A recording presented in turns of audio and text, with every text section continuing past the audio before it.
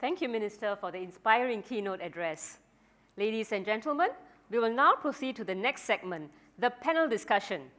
Before I introduce our moderator, I invite you to scan the QR code on the screen in order to access the Q&A platform. This will enable you to submit questions for the panelists later during the discussion.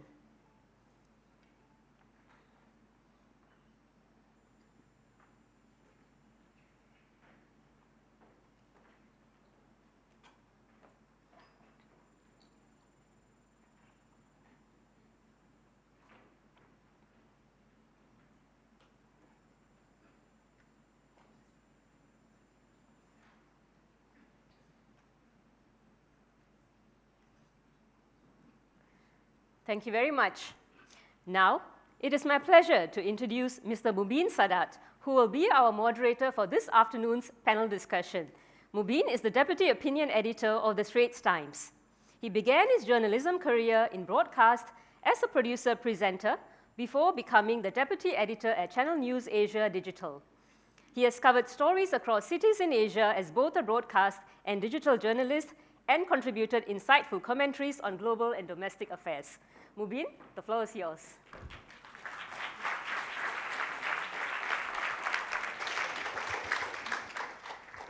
Thank you, everyone. A very good afternoon. And it's such an honor to be in the presence of so many educators and researchers that I feel the need to express my appreciation for the great work that you've done. And also, perhaps, to some extent, I need to say that I'm not the parent who calls my teachers after hours regarding my kids' problems. Thank you, Kumuda, for the kind introduction.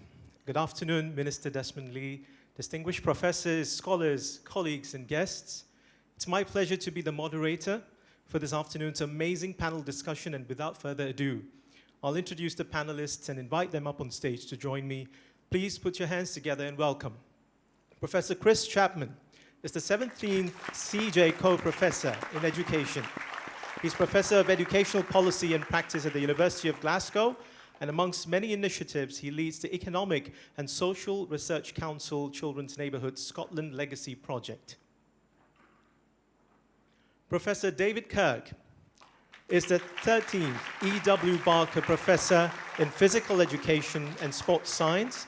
As Professor of Education at the University of Strathclyde, Professor Kirk specializes in educational innovation, curriculum history, and physical education and sport pedagogy. Professor Robert Pianta is the third Lee Sing Kong Professor in Early Childhood and is the Baton Bicentennial Professor of Early Childhood Education, Professor of Psychology, and Founding Director of the Center for Advanced Study of Teaching and Learning at the University of Virginia. His research focuses on teacher-student relationships and their impact on learning and development. Professor Megan Berg is the third Lian Ying Chow Professor in Education. Professor Berg is a special education scholar at Vanderbilt University's Peabody College. She developed several influential advocacy programs, including the Vanderbilt Kennedy Center's Volunteer Advocacy Project, which builds families' capacity to access disability services. Professor Art Graf is inaugural chair of the Dr. Muhammad Arif Ahmed Professorship in Malay Studies at NIE. Professor Graf is the Professor of Southeast Asian Studies at Goethe University, Frankfurt. He leads the Africa's Asian Options Project and is a renowned expert in Malay and Indonesian languages, literature, and culture. Professor Alison Littlejohn is the 5th Dr. Ruth Wong Professor in Teacher Education. She is Vice Provost for the Data Empowered Society's Grand Challenge and Professor of Learning Technology at University College London. Her research explores how digital tools transform professional learning, focusing on aligning technology with work practices. Professor Liu Wuntia is Director at the National Institute of Education, Nanyang Technological University, and Professor in the Psychology and Child and Human Development Department. Her research centers on motivation, teacher education, and pedagogical innovation, and she co-founded the Motivation and Educational Research Laboratory at NIE. Ladies and gentlemen, your panel for this afternoon.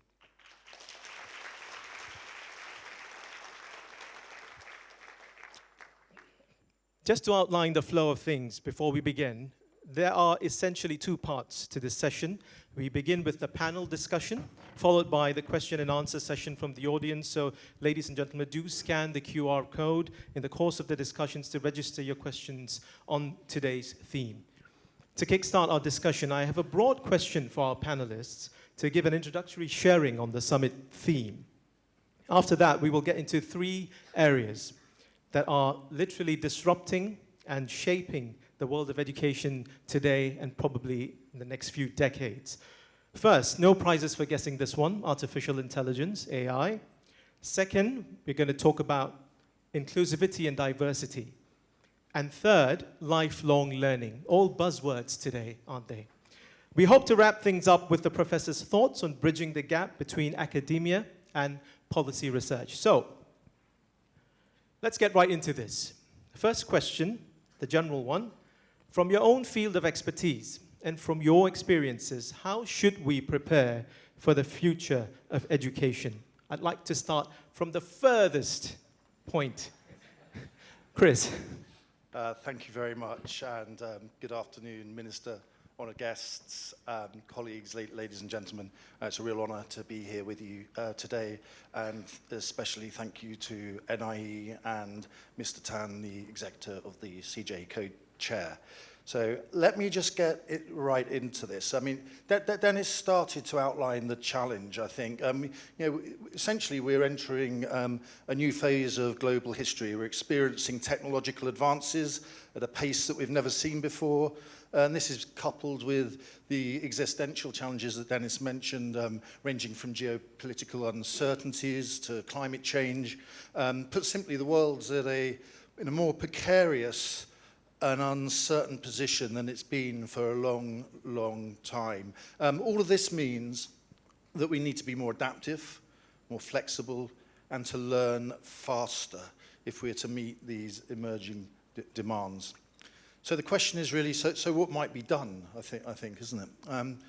Well, in uncertain and dangerous times, I think, especially when the very nature of society is being questioned in parts of the globe, it seems to me that we need to be really clear about our core values. So the first thing that I would encourage us all to do would be to focus on and seek affirmation, confirmation of the core values that underpin a system. Secondly, in this rapidly evolving environment, we need to create a workforce that's fit for the future. This means doubling down on professional learning, and it was really reassuring to hear the Minister talking about the investment in the workforce. This is key. A system can't outperform the quality of its workforce. So, and the workforce needs to be not only driven by the core values, but it has to have the capability, the agility, and the capacity not only to keep up with this extraordinary pace of change, but also to be able to shape it. And then the third area that I think we should be focusing on is creating the leaders who can lead educational and social change of the future, rather than relying on the leadership and management practices of the past. This means really thinking about the types of leadership that are going to be needed to take our education systems forward in this new world.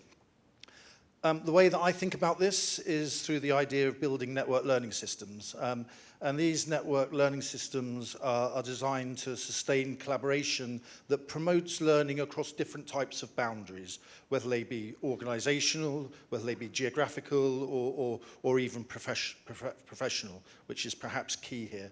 These networks should involve research practice partnerships. So universities, I see, as a key player in this new world. They should be driven by collaborative inquiry to inform decision-making, stimulate risk-taking, and innovate in real time. This holistic and collaborative approach should operate at all levels in the system and create new leadership opportunities, both formal and informal, which allows us to rethink the roles and responsibilities that are going to be needed in our future systems. So it's about system redesign. And perhaps key, and where I really want to finish, The network learning system will connect classrooms, schools, and communities, so it will focus on education. But most importantly, it will connect the education system into a broader set of public and private resources in order to secure educational and social change that cannot be delivered by educational systems in isolation alone. To date, that just hasn't worked. So we need to work much more holistically, connecting education to other parts of public services and our business communities. I'll stop there and hand over the baton, if I may.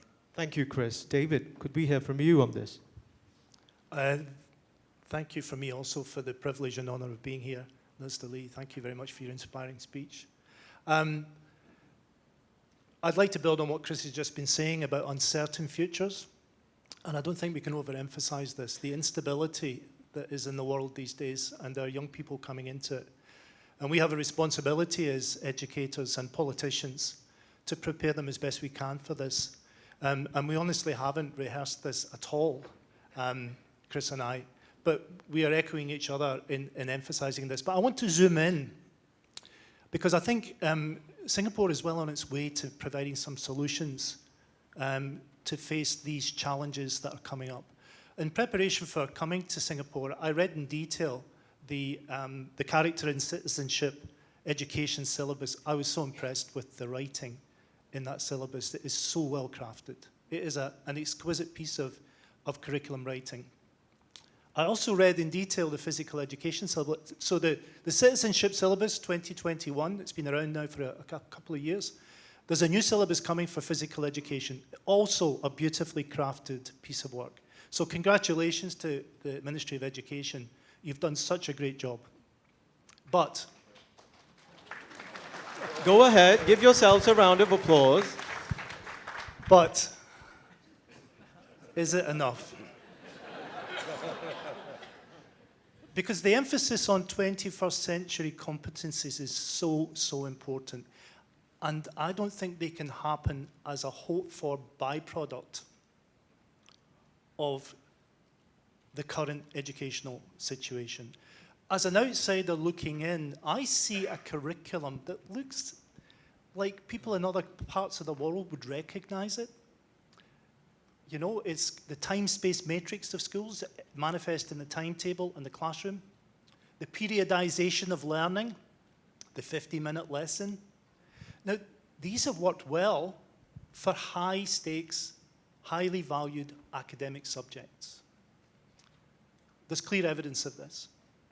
Actually, in my field of physical education, they don't work so well because we've got a lot of organizational stuff to do that the maths teacher and the English teacher don't have. So 50 minutes soon becomes 20 minutes of instructional time. There's much more potential in physical education to contribute to 21st century competencies than what can be done in 20 minutes of instructional time. So I have a personal stake in this process. In Scotland, we're facing the same challenges, and we've been experimenting with interdisciplinary learning in the form of problem-based learning in some of our secondary schools. One of my doctoral students, indeed, as a teacher in the school, has been part of that process. And the results so far have been incredibly disappointing. Because we've been trying to do work across disciplines where the subjects have got very strong boundaries between them, populated by, at the secondary schools, very strong subject specialisms, where the end game is always and only the number of high grades the teacher can get in national examinations. So, if that's the situation in Singapore, as I look from the outside in, I think you need to look at your curriculum, because these 21st century skills will not happen automatically. You need to teach for them. That's my first point. If I have time, my second point is just about educational research. You're looking to the future. Singapore has always looked to the future, and your planning is just unbelievable. I first visited here in the 1980s. I've been back in the 1990s and early 2000s. It's nearly 20 years since I was here. I can't believe the development that's taken place. If you can take those same skills into your educational planning, I think that would make a big difference. It would be a game changer. But you need educational research that is sensitized to temporality. And I don't mean by that you start doing lots of historical research, although we can learn a lot from history about how we do this work. But I ask 3 basic questions of my own research. Where are we now?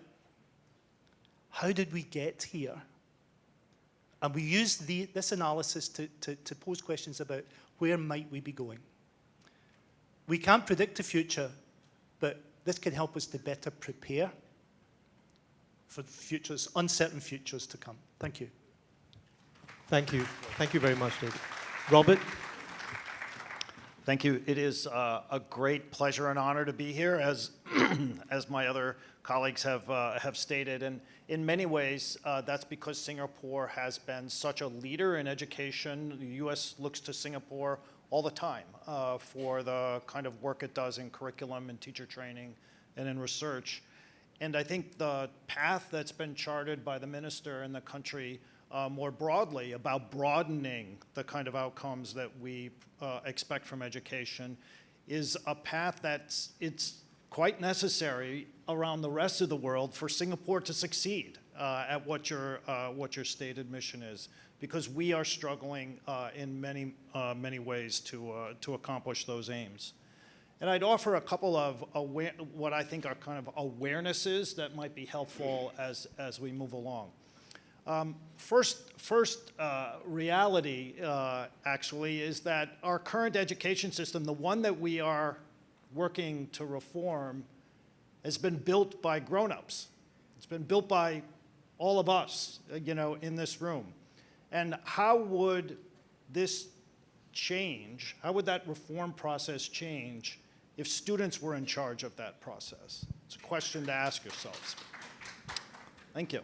And I think as we think about the future and thinking about the shifts in curriculum and the shifts in the kind of outcomes that our system and our investments in that system are seeking to attain, listening to students and observing students and understanding learning from their perspective is going to be the key pathway through which that may travel. So I offer 3 observations then about learning.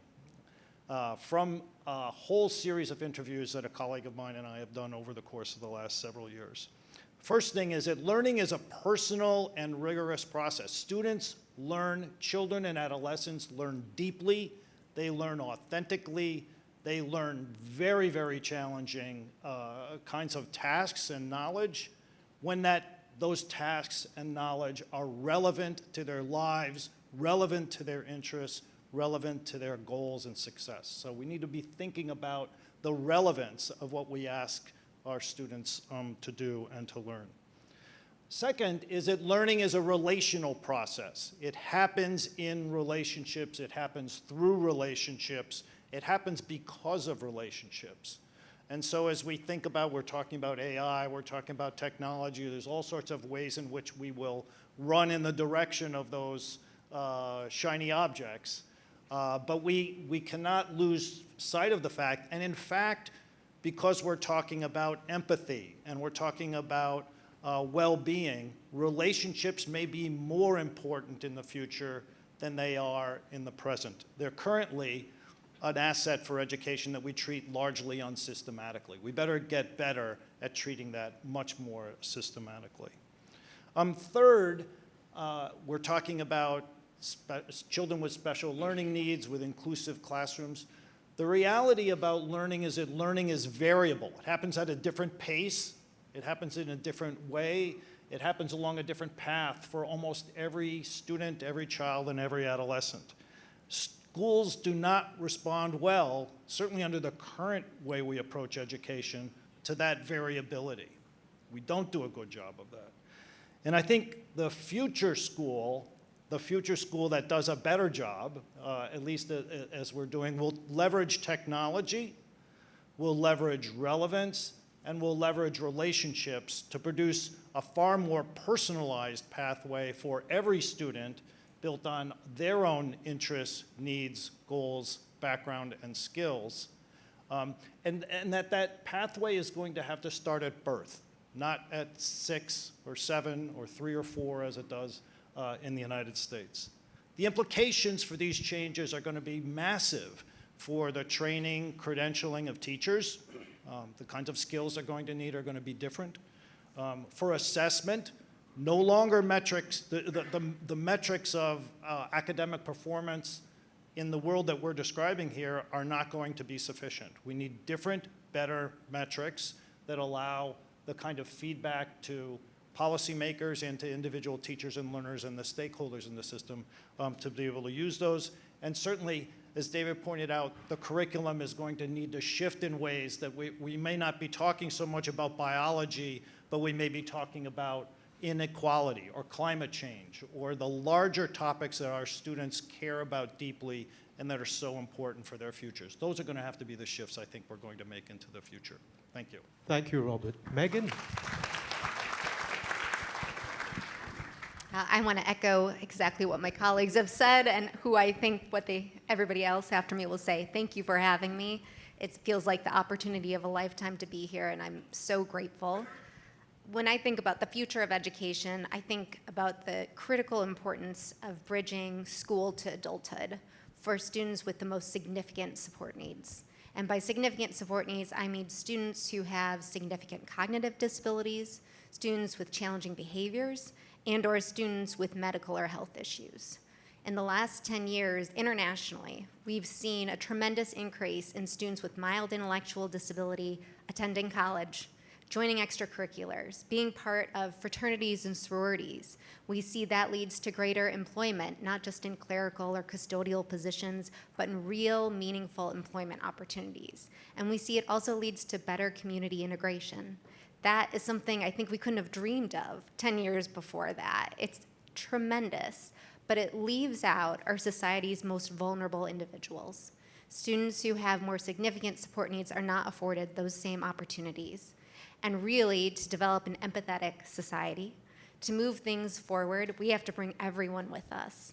And so what I hope we're able to do is think a little bit harder about how to prepare students with those more significant needs, to really build on that human variability that we have so that everybody, regardless of where you are in the spectrum, is able to be integrated in society in a meaningful way. Thank you, Megan. Aunt, I'd like to hear from you.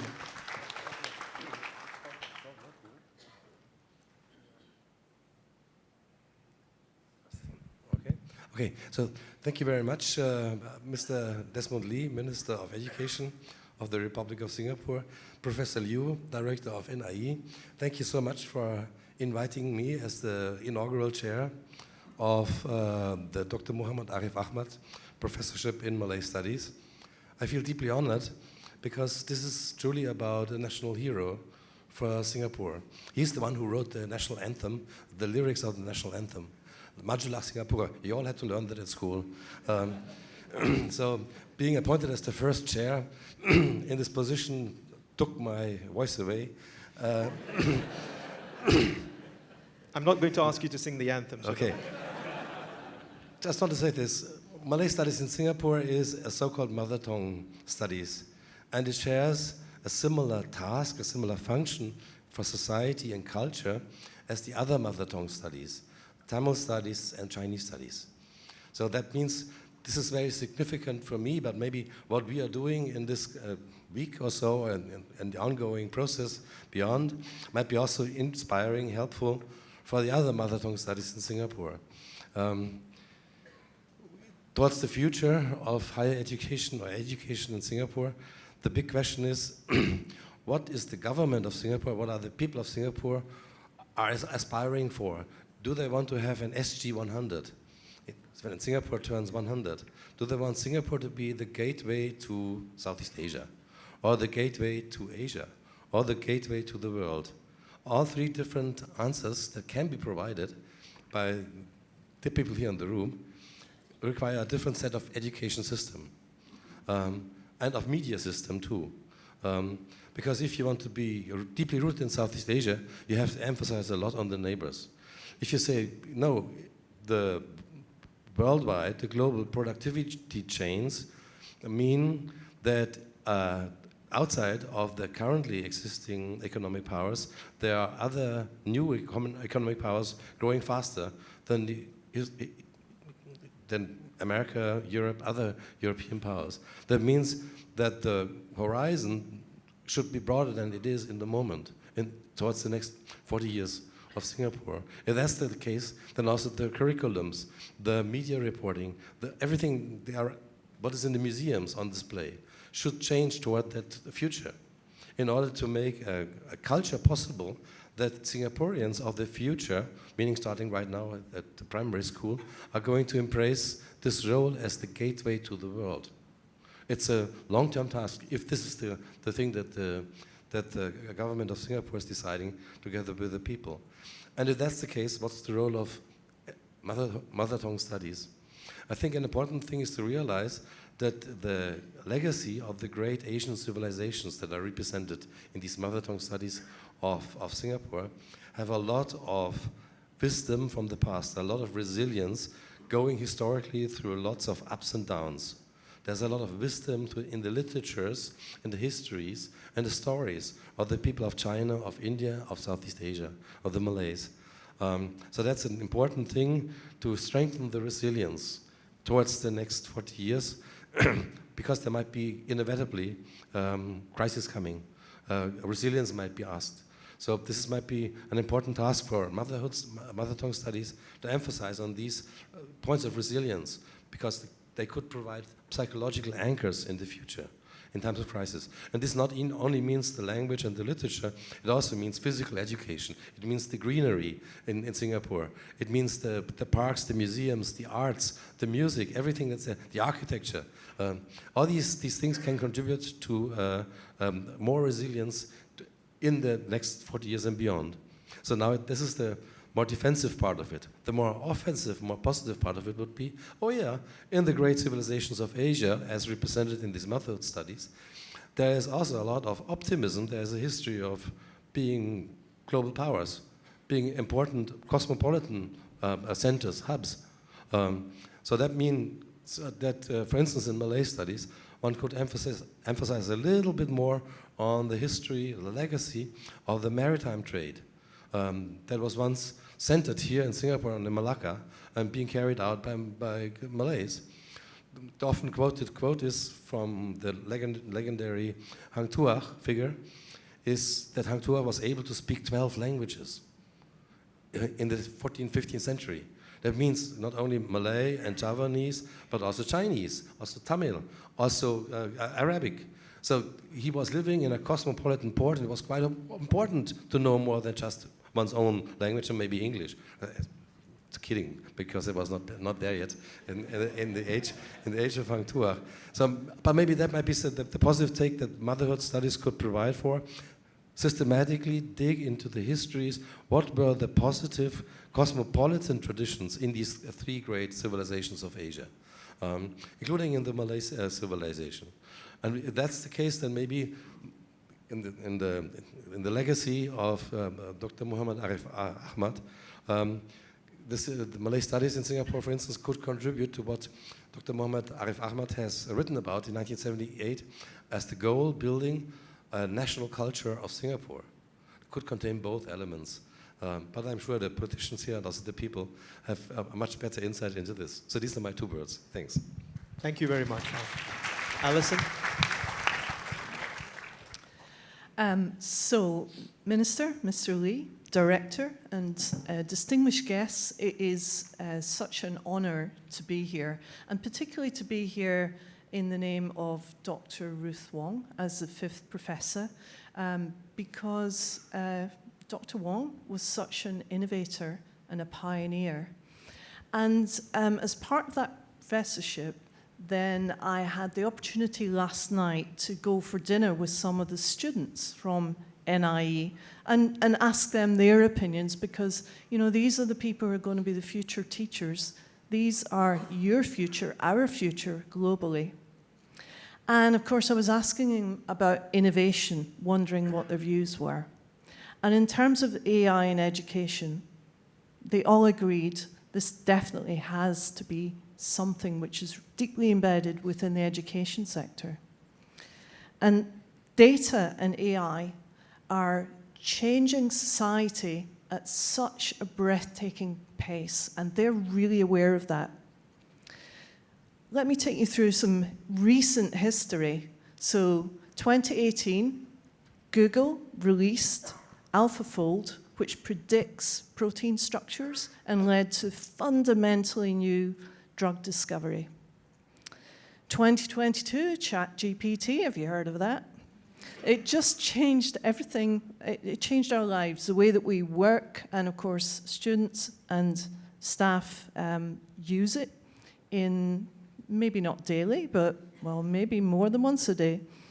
The following year, there was large language models that make realistic images and animations, and these are so realistic now that some of the reliable media around the world are really worried that they can't verify stories anymore. And then the year after, there are AI-enabled health diagnosis. It's really, really changing possibilities in terms of multiple sclerosis, Alzheimer's, and diseases that affect many, many people, including cancers. So it's breathtaking what AI is doing. However, we also know that aside these benefits, there are problems. There are problems in terms of biases and in terms of over-reliance on AI, and indeed the way that information is presented can seem real when it's not real. So we have to develop a critical mindset. I looked through some of the studies, the recent studies about teachers' use of AI in the classroom and what the benefits were for them and what the issues. So on the one hand, AI is already helping teachers with administrative tasks. Mr. Lee was talking about it can help you write a letter, it can help you do lots of things that might have taken time, it can be efficient. However, digitalization also causes what we call meta work. Now, meta work is work that enables work. So it's unseen and hidden work caused by, for example, AI being in the classroom. Now, these are things like teachers having to check, did the student do this work, or was it ChatGPT? Be able to look at references, be able to, I don't know, do all kinds of things that are not considered in a teacher's workload, and also weren't things that they did a few years ago. So this is leading to stress for teachers. Now, another benefit is that AI can support assessment and grading.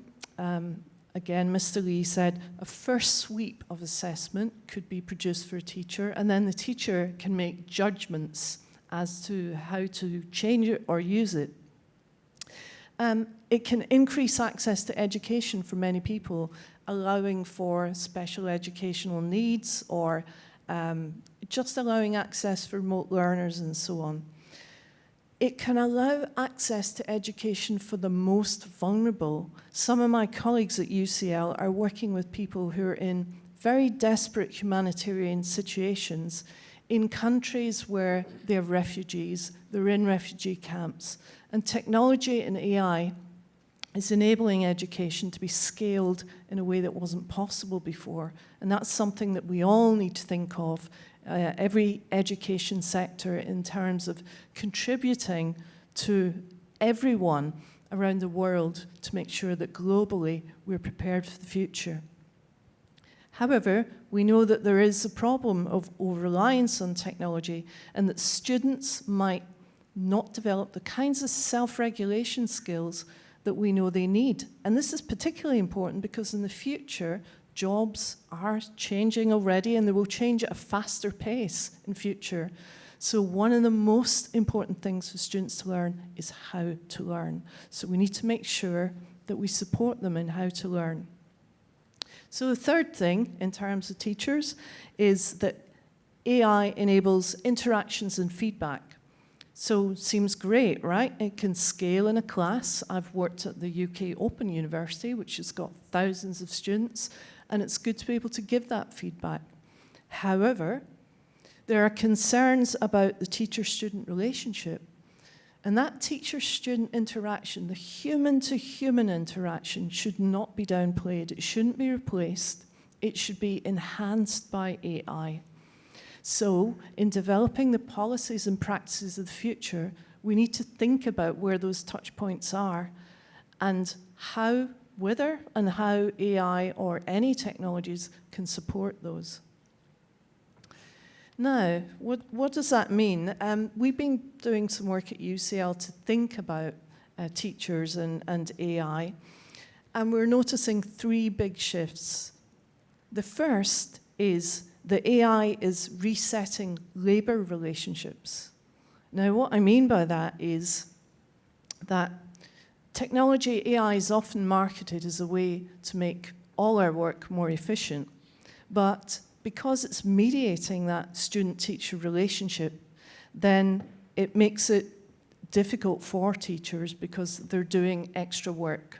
So this labor relationship, sometimes tasks are being given to teachers that previously might have been done elsewhere or might not have existed at all. The second thing is AI is reframing identities. What does it mean to be a teacher now in an era of AI? What does it mean to be a student?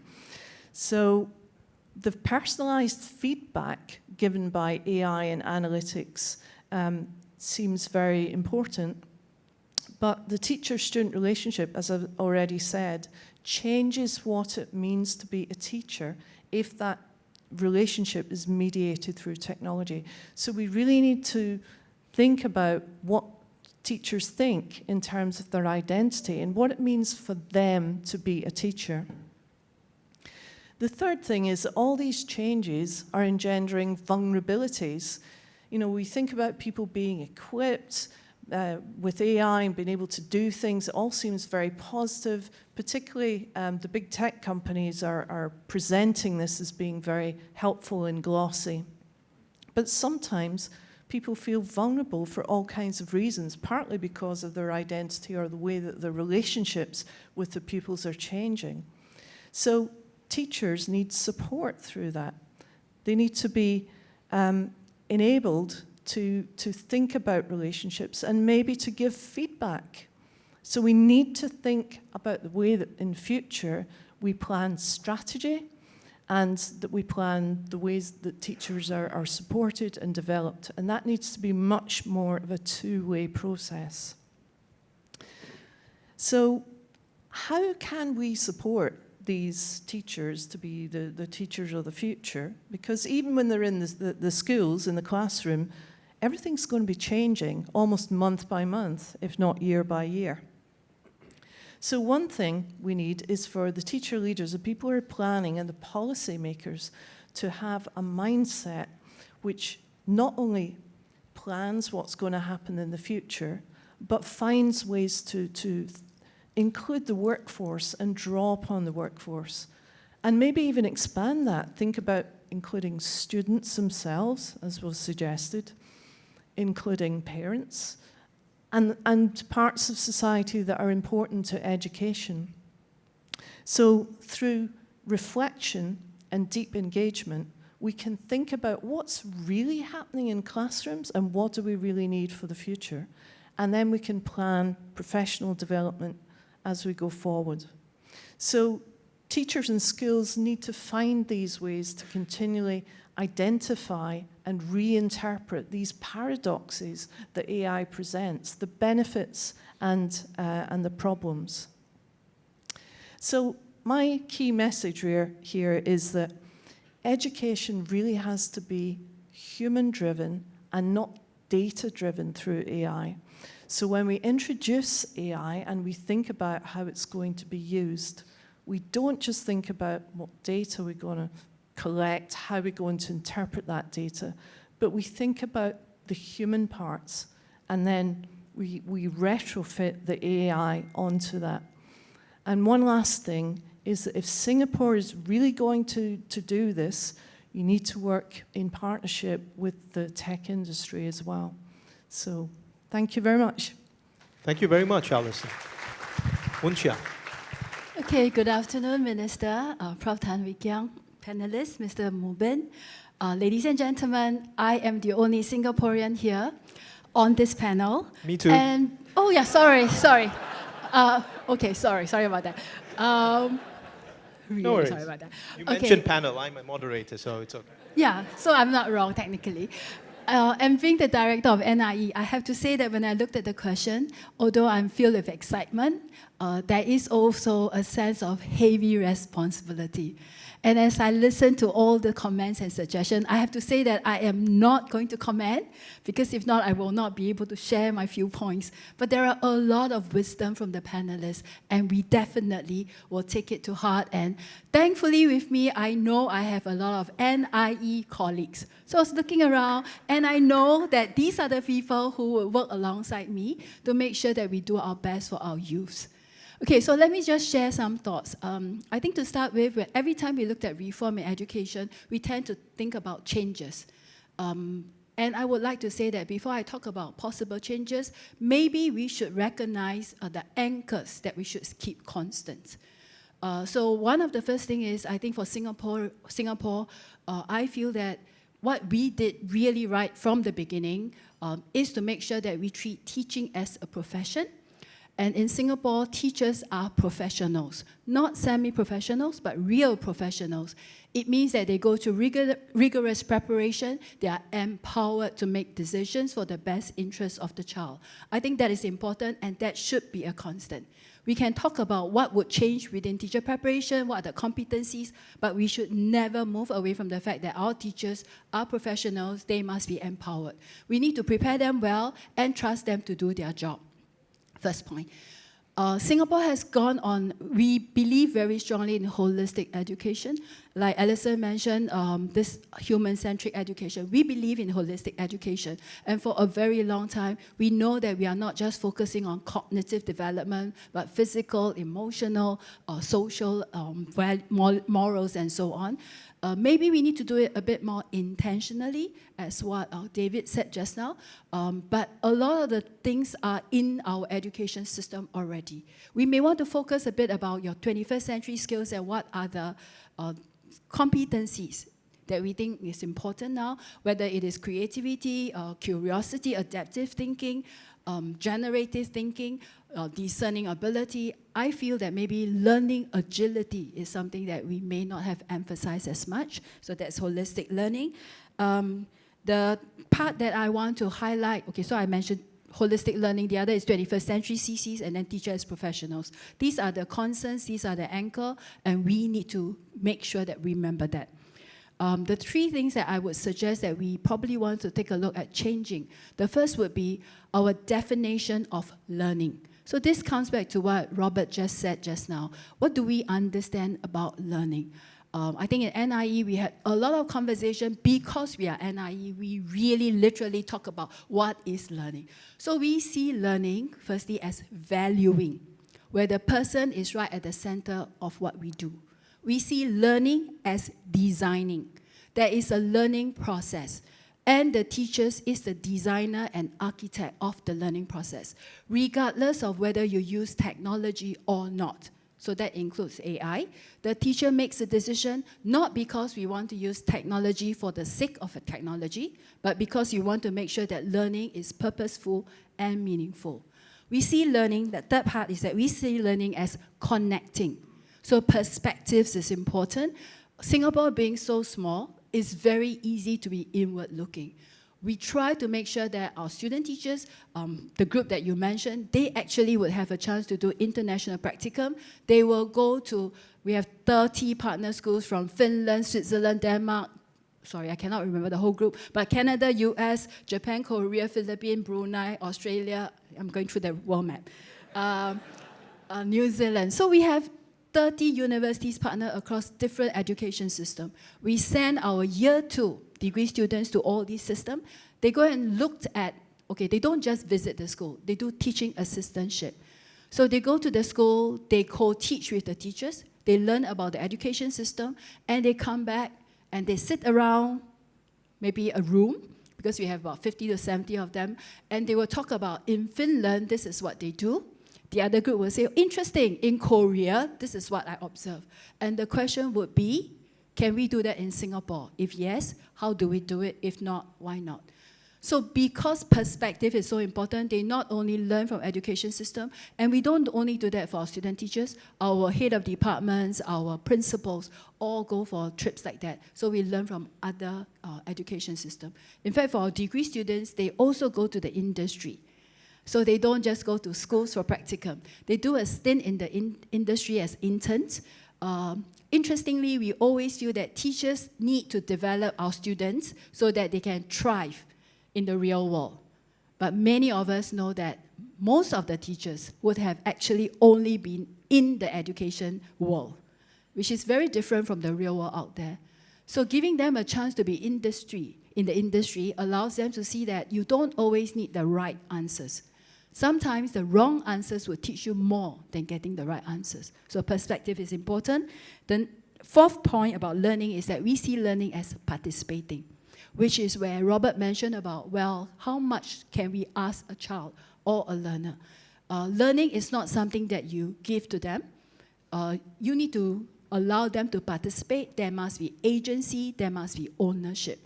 So a lot of time when we talk about motivation, sometimes we feel that we need to motivate them.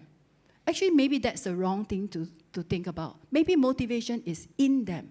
Can we create the environment where they themselves are motivated? So it's just food for thought. So that is one thing that I feel that if you're looking at education in the future, we can think a lot more about what does it mean to be educated, what does learning mean. Okay, the second point is definitely what Alison said. In the future, we have to use technology. Technology needs to be a tool that enhances what teachers can do. It will never, for me personally, it will never ever replace a teacher. It depends on what you understand by the term teacher. If you think teacher only imparts knowledge, then actually before AI came along, Google would have replaced the teachers. When we had Google, there was this quote that went around. Now that we have Googles, why do we need teachers? Well, after so many years, teachers are still around, and AI may be replacing Google. Okay, so use of technology that will change how we teach. I think the last part that I want to mention is that the roles of teachers do have to change though. So we definitely cannot allow teachers to just do imparting of knowledge. In fact, that was never the main role of teachers. Teachers need to be shapers of character. They facilitate learning. They are agents of educational change. They help students make sense of who they are. They don't just help students make sense of the knowledge. They help students make sense of who they are as a person in the society. Thank you. Thank you so much, Wunsha. It was very reassuring to hear that line, that technology will never replace teachers. And I hope to hear one day someone say technology will never replace journalists. You know that something is so pervasive and influential when even before you arrived at that question, the panel's already talked about it. So the next section was supposed to be about AI, but we've had such a comprehensive account of the context we're living in that I'd like to maybe dig a little deeper into one specific area because of some of the news that we've been hearing about, and this idea of boundaries when it comes to AI, in the education scene. So what role should schools, universities, ministries play in setting those boundaries for AI in education? I'm asking simply because I see or read about teachers, educators grappling with this idea of, do we say AI-free exams? Do we set exams where AI augments the sort of open book concept? Do we allow AI to be used for research? Can they cite AI? There's so many things that teachers are confused about sometimes.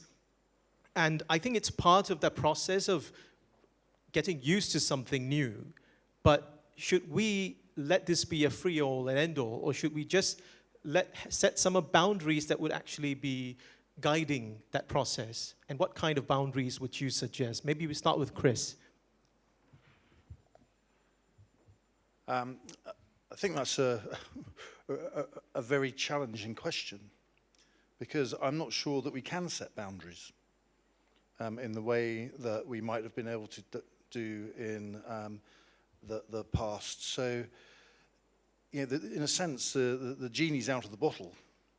And I go back to my point about professional learning and how we need to develop a workforce that can engage and shape the emerging trends and developments rather than actually setting sort of rigid boundaries around AI, because AI will be superseded in 5 years' time, and we'll be talking about something else. We just can't predict the future or control the future in the way we could in the past. So, yeah, my pushback is I'm not sure that we can set boundaries in the way that we're thinking about.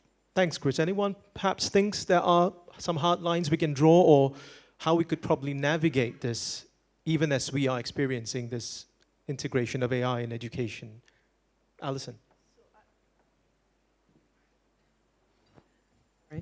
I think that what we can do is model behaviors, and for teachers and students and everyone involved in education to work together to show how technologies can be used and when and where they should be used. I mean, I know that right now, sometimes for students to have attention, they've been asked to put their phones into lockers in many different countries. I think that that's because maybe behavior hasn't been modeled before, and so we've got to a point where people are looking at their phones all the time. But if we start from the very beginning, just modeling that use of technology is useful in certain ways, and certainly in schools focusing on how self-regulation can be engendered, If we don't do that, then what we might end up doing is for AI, like every technology before, to exacerbate the gaps between people who are already privileged and people who are not. And what I mean by that is that often it's the people who are already privileged who can already self-regulate their learning because they're not dealing with a lot of other issues in their lives that people who are disadvantaged are dealing with. And they are often the people who lag behind when it comes to learning how to self-regulate. So for me, I think that rather than boundaries, or maybe as well as the boundaries that we have at the moment, we need to actually focus on modeling those behaviors. Monchia? I think it's important to have guardrails, maybe not restriction, but in terms of, especially in schools, for example, primary schools, when do we start using AI? I would think that before students acquire the cognitive skills, maybe we really should minimize the use of AI. So primary school, light touch with a little bit of guidance. Secondary school, then perhaps you introduce. Although we probably can't stop what's happening at home. But I think having guardrails is important for teachers. I also feel that when we use AI, there must be AI must be used responsibly. There must be ethical consideration. We must make sure that when we use it, we are not disadvantaging any group. So there are certain considerations, not so much as the rules, but there are thinking behind how, why, when we should use AI. I'd like to maybe move on to the next theme because due to the constraints of time, lifelong learning. In a sense, it's linked to some of the disruptions we're seeing today, because lifelong learning is seen to be a solution to be able to sort of remain relevant, in a sense. Much of the emphasis on this is in part because the disruption caused by AI technology and this idea of reskilling, upskilling, and being able to adapt to new ways of working. I'd like to know now, based on what you have heard and understood about how Singapore is perhaps practicing lifelong learning, adult learning, what will it take for us to develop this sort of, develop a lifelong learning environment that's inclusive, relevant, and perhaps resilient in this education system that we have? Perhaps we could start with David for this one. Thank you. I'm just thinking about readiness for learning. One of the unfortunate things about our school systems, well, certainly again in Scotland, is we treat children in batches, and we process them as a batch, as a group. And we know for sure that not all children are in the same place at the same time. And that goes for adults too. That goes for everyone. Bob was saying some wonderful things about authenticity in learning. Things have got to mean something to you in order for you to learn. I know my wife Susan, who's in the audience, is thinking about our son Murray just as I'm talking. So our eldest son is exactly someone who, when he was ready, oh boy, did he take off. But he was hard work before that, you know?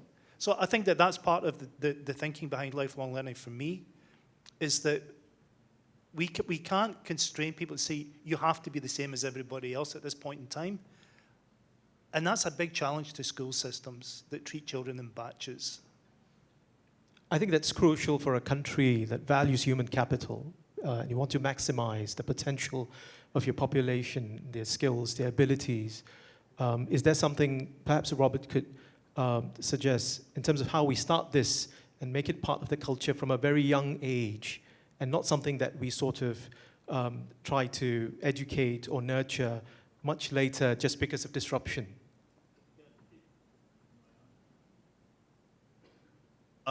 It's interesting because when you asked the question, lifelong learning, I said, oh, I hope he doesn't call on me. Because I was thinking about adult education. That's where I went, lifelong learning. That's how it's defined in the US. And then as the conversations, and particularly David's comments were like, no, this is, you know, the lifelong learning, to your point, starts very, very early. And it must grow from a sense of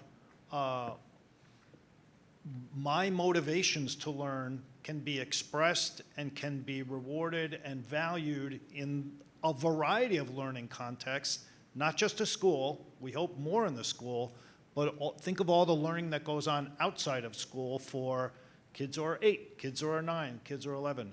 But I think the key, making explicit, if we're really interested in lifelong learning, we're talking about a population that's nimble, flexible, adaptable, resilient, and deploys whatever tools it has available to its self-population level, but also individually toward advancing whatever skills and knowledge they need.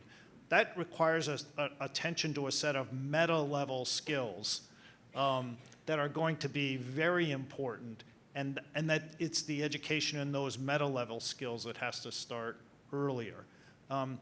I actually think AI is important in this because I think we should strategically be thinking about how do we use AI to personalize and adapt the learning of many basic skills, language development, some literacy, some of the basics that then enable kids and to work closely with teachers to develop these sort of meta skills in collaborative environments, in much more project-focused environments, tackling some of these bigger questions that are of interest to the kids.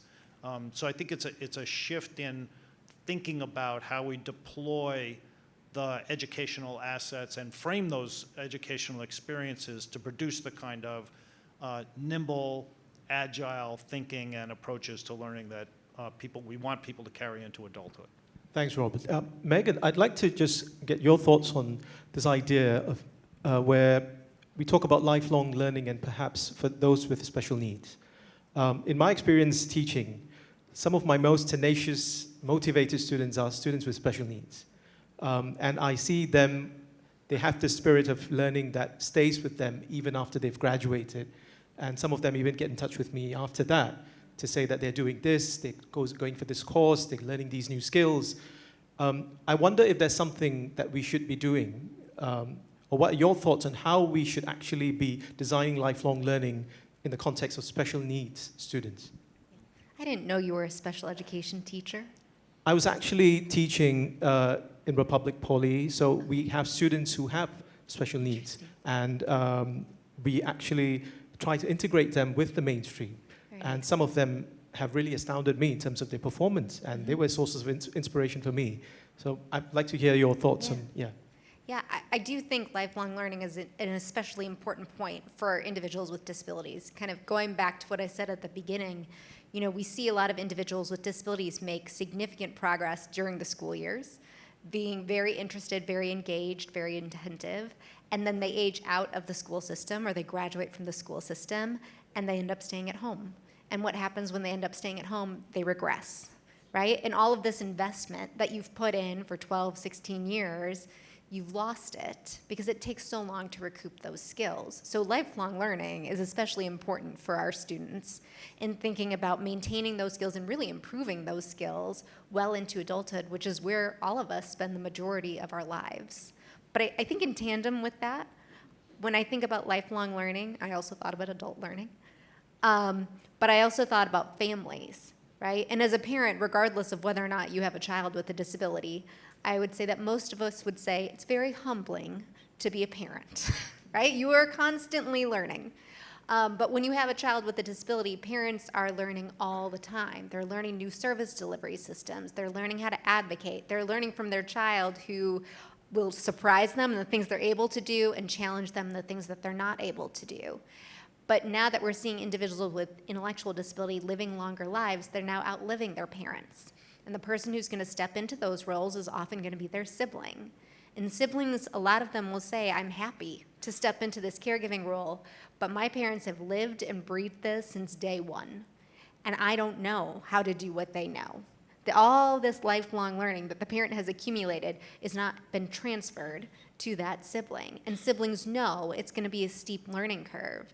And to the minister's point about thinking about beyond just academic skills, what siblings are talking about there are not the knowledge of the laws or the regulations or the policies. They're talking about relationships.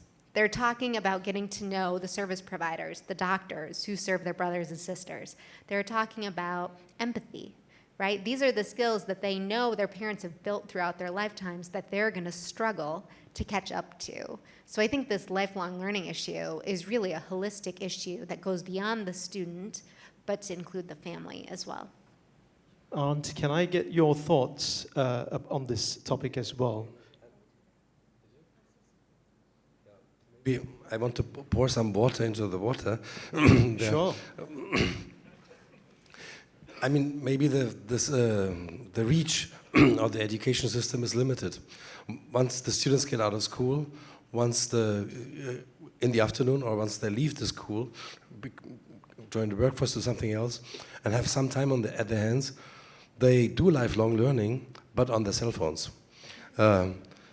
So that's the big realistic assessment there.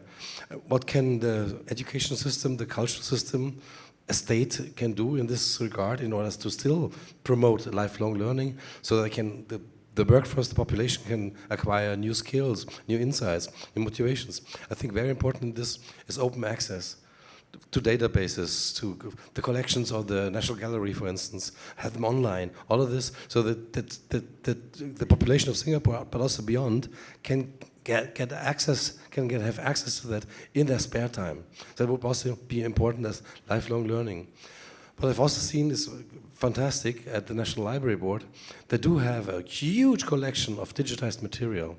And they started, by the way, very early on in '96, where other countries still did not have internet functioning very well yet. So this is a huge collection of online available digital material, including from lifelong learning to the very end, from the National Hospice Council of Singapore. So they do have material, for instance, in Malay, for elderly people who are demented, who need material that they're familiar with. And so this is fantastic to have.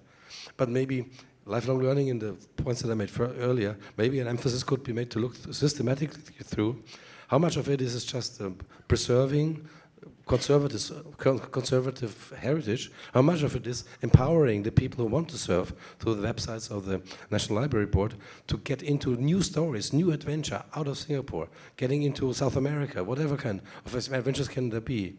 And yesterday I heard at the Malay Language Center, gamification, games is a very important point, in line with OECD recommendations. So maybe that could be something, if the government wants to engage this lifelong learning, games, the idea of gaming, gained huge momentum during the pandemic, it could be used now in order to use these people, entice these people who are using their cell phones in the afternoon or in the evening to get into some more kind of a learning environment in the languages that Singapore has. Thank you so much, Grant. In the interest of time, I have to move on to the last question because we'd really like to hear some of the questions from the audience. The last section was on inclusivity and diversity. I'd like to ask a general question to get the panelists' thoughts.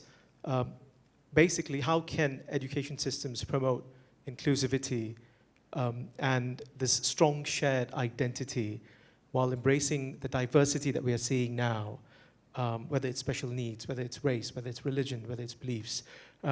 Share with us some of the experiences that you might have had and observations in your travels on how this sort of inclusion is being practiced that could provide us some ideas as well. Perhaps we'll start from Alison. Is there a mic? I think the important thing about inclusivity is to make sure that all perspectives and knowledges are brought together.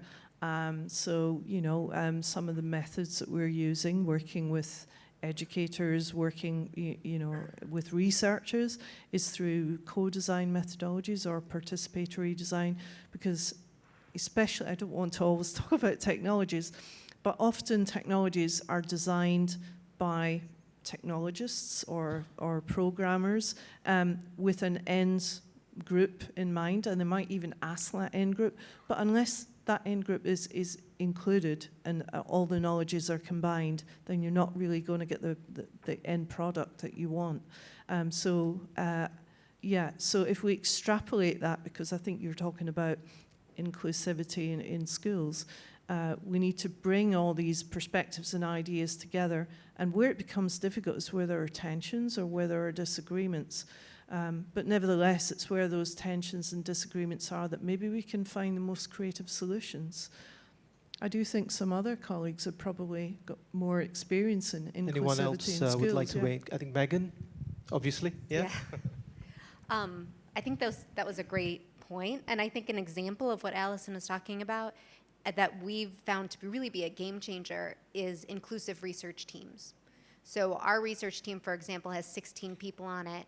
Half of us identify as people with disabilities, and it's across a range of different experiences. Some of us have physical disabilities, some have intellectual disabilities, some have autism, and it's really enriched our entire lab because it makes us think about inclusivity and accessibility at the beginning of every project. So instead of coming up with an intervention, a practice, a policy, developing it, implementing it, and then retrofitting it at the end to be accessible to everyone, we're thinking at the outset about how are we making this accessible to everyone with a range of different experiences and support needs.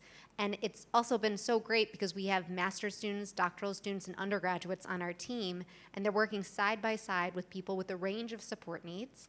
And they're not in a peer mentor role where there's a power dynamic. They're not in a teaching role. They're in a peer support role. We're all equals. It's a reciprocal relationship, and it makes them think differently and see people with disabilities can be employed. This is what we're striving for when you're a teacher. It's just been one of the most helpful practices we've put into place, and I think it really could help improve inclusion across a range of different areas. Thanks, Megan. Chris, I'd like to ask you a question that I promised I'd ask you, only because of the constraints of time. I'd like to get your thoughts on how we can more effectively and successfully translate research into policy and practice. Basically, the findings that researchers and academics like yourselves have, how do we sort of reduce that tension between that and implementation? Could you perhaps weigh in on that? So perhaps I might just sort of continue the thread, if I may, building on Alison and Megan have said in terms of sort of participatory methods and co-construction. And just a very practical example, so in our Children's Neighbourhoods program of work, we work with the community, and particularly we work with children and young people as co-researchers, so they lead the agenda. So this is more than student voice. This is actually the students themselves from communities of very high levels of disadvantage, very low socioeconomic status. And they're driving the research agenda and also the development agenda. Rather than having things done to them, researchers coming in and coming up with the answers and then interventions placed upon them. They're actually, we're using SEN's capabilities approach, that they're actually defining the agenda. So that's a very practical example of the sorts of things that can be done that really places children and young people at the center of the agenda. In terms of that tension between research and policy, I spend a lot of my life trying to sort of blur those boundaries. There's the traditional ways of getting your research into policy. You know, you get invited along to the ministry and you give a seminar, or you go to a series of meetings and then you go away. What we've proactively done with our research team is invested in long-term exchanges and secondments. So, for example, we had a 4-year program of work funded by the ESRC, and a senior civil servant was seconded into the team full-time for those 4 years. So he got to see a very, very different world to his own. And of course, then you begin to understand each other's worlds, and you can have different types of conversations than you had previously. I mean, I spent 4 years half-time working as a senior advisor within the ministry. And it's great. I mean, 2 weeks doesn't work because you're a visitor, you're a tourist. But after about 6 months, they forget that you're an outsider. And then you really get into the bowels of policy making and how things really work. So if you don't have them, I think really thinking about how you move people into different parts of the system so they can gain different understandings of each other's worlds is a really important policy. David, you want to weigh in on that as well before we move on to Q&A? Just very briefly, but in counterpoint to what you've just heard, I think there's still a place for blue skies thinking in educational research. You know, university researchers have the space and the time and the resources to think outside the box, to think about what's possible rather than what must be. Now, there is a real challenge in bringing that blue skies thinking to bear on policy and practice, for sure. But whilst I really do agree with all that's been said about inclusion in the research context, co-production and co-construction, we mustn't lose sight of this. And my plea would be to governments, please keep funding this kind of research. Please don't think it's all about practicality, all about policy to practice. We had a brief conversation after lunch back about social acceleration theory. Now, there's an idea to go and think about. But when we talked about it practically, we both agreed, boy, there's something in this. It sounds abstract, but it's got real practical consequences. So that would be my halfpennyworth in this context. I think Chris wants to quickly weigh in on that, maybe? I think that's a very fair point, David. But it's a case of not either or. You know, we have diverse schools of education, departments of education, and different research teams have different perspectives. They work in different ways. And I see these two different areas as actually complementary. Yeah, because we need to be developing theory-driven research. Yeah, we need to be injecting new ideas, new ways of thinking, new theories into the practical co-development and co-construction agenda. So for me, they're the same side of the coin. Thank you, panelists. I think we have very little time for Q&A, unfortunately, but I'm someone, as a journalist, who wants to insist that we let the audience speak. So I'm going to take my time a little bit on this one. First question, I'd like to dive straight into this. There is a discussion and concern on including children's voices. In Scotland, for instance, the organisation, the Children's Parliament, exists to carry out participatory activities for children across ages to be involved and contribute towards public policy and practice. Okay, what happened to the question? All right, there we go. So, the Children's Parliament exists to carry out participatory activities for children across ages to be involved and contribute towards public policy and practice for the better good in education and other interdisciplinary industries. Do you think there are limitations to this, and how do you think it will differ across geopolitical, social contexts? Quite a big, broad question, but I think essentially it's about getting children from a very young age, apparently, involved in the idea of policy making. Anyone wants to weigh in on this? Robert? So this is the job of any teacher, parent, or adult. It is to listen to the perspective of the student or the child or the adolescent that you are in relationship with, either professionally or personally, to understand their perspective, and then to build a scaffold around that perspective so that they can advance in the personal goals or the goals that the society might have. So I would simply say to that, yes, and it's the job of the adults to help figure out, along with the kids, you have to negotiate this. Obviously, the level of negotiation changes from 5-year-olds to 15-year-olds, the degree of ownership and voice. But that is the task, and that's actually the task that my argument was that I think our school system is not doing a particularly good job at right now. And if that moves up into policy, then that policy is likely to be more relevant to the lives of those students if it's appropriately curated and filtered and moved. So I think that's a great idea. Thanks, Robert. Perhaps one more person to respond to that question, or I could move to the next one. Okay.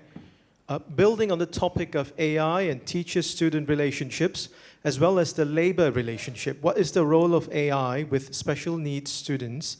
In what ways will the use of AI help and or hinder students with special needs? I guess the camera is focused on Megan for some reason. I guess I'll take this one. I think we don't know is the genuine answer, but I'm actually very optimistic about the future of AI for students with disabilities. And I think what it's actually really going to help with is special education teacher burnout and retention. Globally, it's not specific to Singapore, although it's happening here too, there is a shortage of special education teachers. There's a shortage in our entire disability field of anyone who works with people with disabilities. And there's also, even when you get special education teachers, there's very hard to retain them, right? And when you ask special education teachers, why is this so hard? It's never the children. It's always the administrative burden that goes along with being a special education teacher. It's the paperwork, it's the data collection, it's the progress monitoring, it's the meetings. AI could streamline all of that for special education teachers. It could alleviate that administrative burden, and it could keep special education teachers in their positions so we could actually have more of them, and we could have veteran special education teachers guiding our new teachers. So I'm really hoping that that's going to be the effect of AI on our students, is that we're going to have more qualified special education teachers who stay in the field longer, who can continue to serve them. Anyone else would like to weigh in on that? Because I have, oh yes, Alison, please.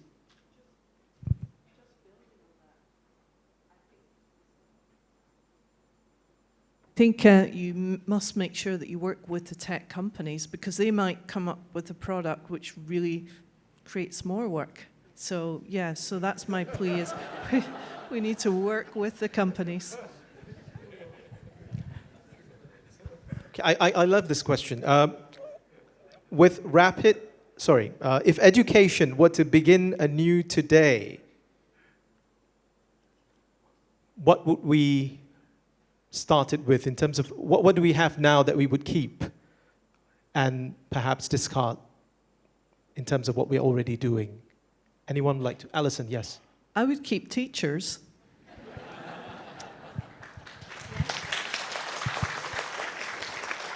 Unxia? And I think the focus to start with would be values.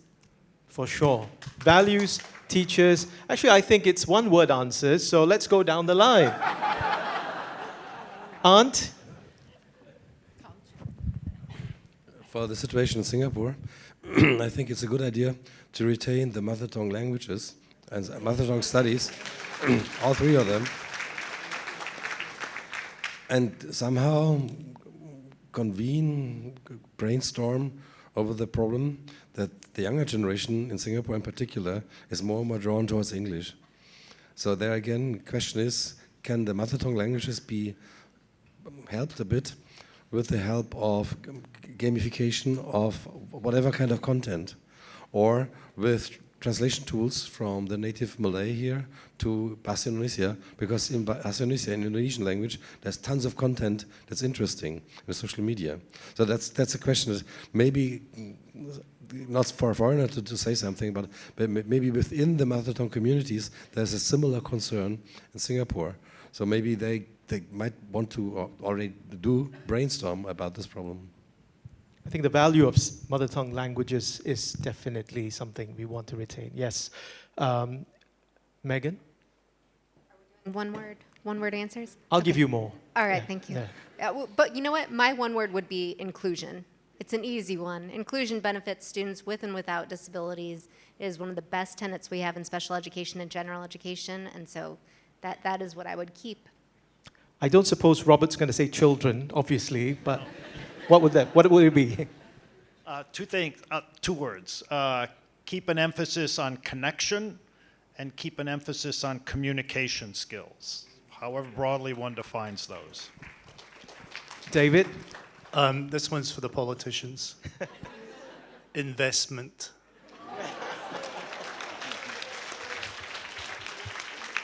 Thanks, David. I think the House agrees with you.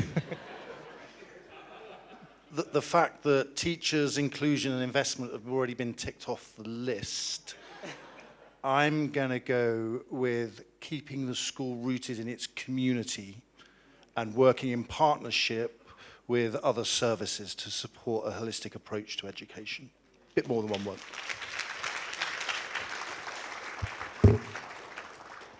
It's 3:50. Although I've not been given outright instructions to stop at this time, I know in the interest of Minister and his schedule, and perhaps all of yours as well, I should perhaps bring this to a conclusion, unless I'm given the leniency or flexibility. We talk about work-life flexibility.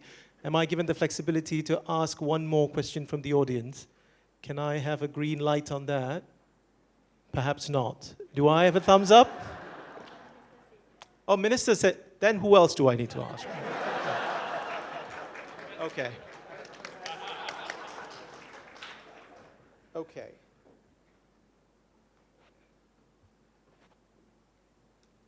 Talking about technology.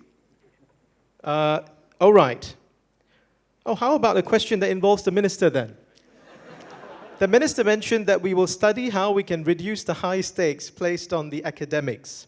Is this possible in a small country like Singapore without natural resources?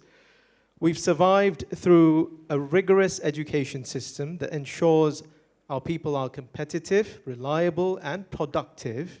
Will this shift take away our competitive edge? This could be the wrap question, literally, yeah. So maybe, Woon Chia, would you like to start?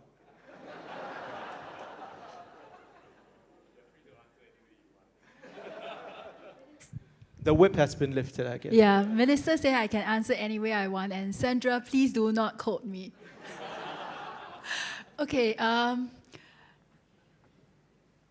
personally, I don't think we need such a high emphasis on high-stake exam.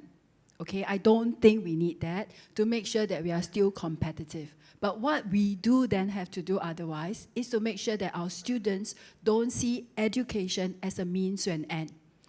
I think for a very long time, the narrative is that Singapore has no natural resources, we need to develop our people, you must get a good job. And if you see learning and education as getting a good job, then your high-stake exam becomes the means to get the good job. But if you see education as developing a person who is thoughtful, who is compassionate, who is able to contribute to society, who is able to be confident in facing new challenges and able to be adaptive. And if that is what we want, and the person to find meaning and purpose in life, if we start that from young, if every one of us in this room do that to our children, there will come a day where they will say, look, I don't think I need to be a graduate to be happy. I want to do what I want to do and be the best in that because that's what I believe in and that's personal and meaningful to me. Thank you. You see, you did well. Yeah. So, Alison. I think it's really important for people in Singapore and for Singapore to stay competitive that they're able to engage in this lifelong learning. I mean, we've talked about it, but that's much further reaching than simply education policy.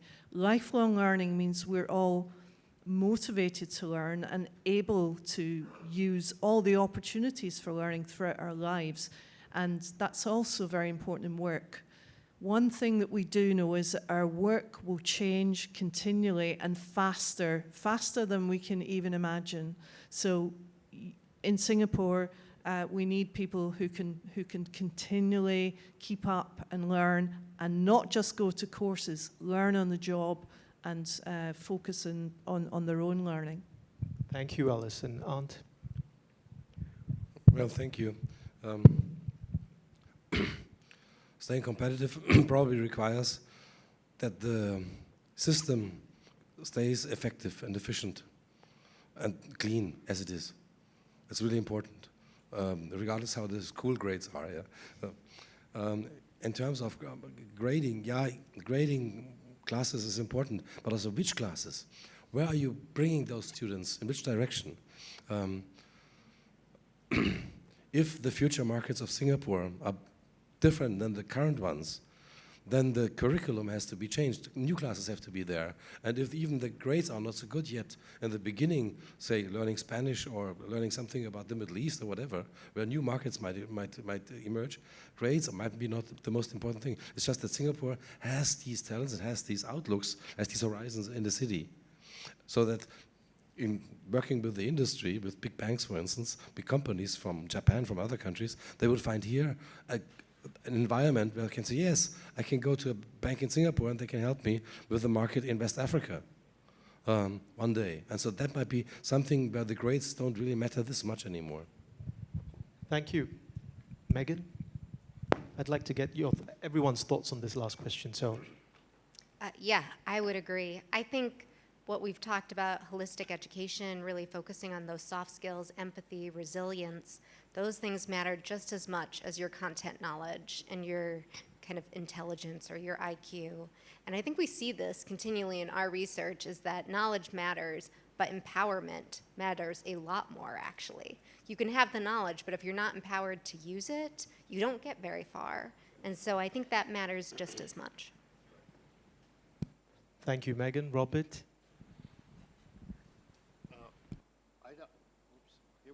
I'd argue that you will be more competitive if you expand the focus of your education system to be far recognizing these kind of skills that we're talking about, creative thinking, problem solving.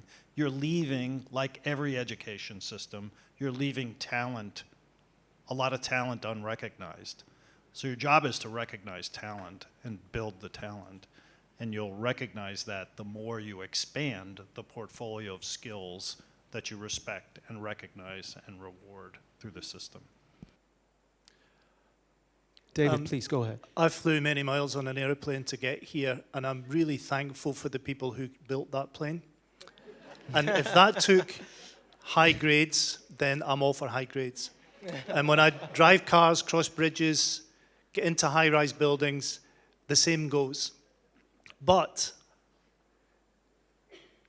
public education, school education is a public investment in Singapore, as it is in Scotland. Less than up to 95% of our kids in Scottish schools go to government-funded schools. Therefore, you cannot be supporting through public funding a small elite who get A grades. I'm assuming that not everybody in Singapore gets A grades. Okay? And as Bob said, you cannot neglect the talent that's there that didn't get A's. So keep those planes flying, but invest in bring the whole population up. Everybody comes up in whatever way they are talented. Yeah, thank you. Just to build on the points that were made earlier about qualifications and assessment. What gets measured gets weighed, is the old saying. Now, Scotland, small country, small system. One of its sort of strongest exports probably was curriculum for excellence, decades ago. We do really well on the global competencies test. I think we come second in the OECD global competencies. Don't do quite so well on pizza. So that tells you something, doesn't it? Great curriculum, fit for global competencies, but not so good for narrow academic measures. And at a time when increasingly we're looking for those softer, more broader skills. So I've just been part of an independent review on qualifications and assessments. And Gordon Stobart, Alison's colleague, did a review, and he said, well, actually, in the senior phase, Scottish pupils are some of the most tested pupils in the world, right, in high-stakes tests. So what we recommended in our review is that we moved away from high-stakes testing towards what we're calling a Scottish Diploma of Achievement, which would have 3 components. The first would be a component around subject and content knowledge, but assessed through ongoing assessment rather than a high-stakes examination. The second is an interdisciplinary project that focuses on team building, soft skills, problem solving. And then the third dimension is recognition of wider achievements of students beyond formal schooling. And the recommendation to the Minister is that those 3 elements should form the new national qualification. And hopefully that might be more fit for the future than the high-stakes testing that we've relied on so far. Thank you so much, Chris, and all of you for that very unanimous, I think, answer to that question in terms of the need to move away from something that a system that prioritizes grades, because there's so much else to actually look forward to. At some point in the discussion, I actually felt like a bookend at the end of a shelf of encyclopedias. Okay, with that, I must reluctantly say we have come to the end of this very important, fascinating, and insightful discussion on the future of education and education research. I'd like to thank our panelists once again, Professor Chris Chapman, Professor David Kirk, Professor Robert Pianta, Professor Megan Berg, Professor Art Graf, Professor Alison Littlejohn, Professor Liu Chiao. Ladies and gentlemen, round of applause for the professors, please.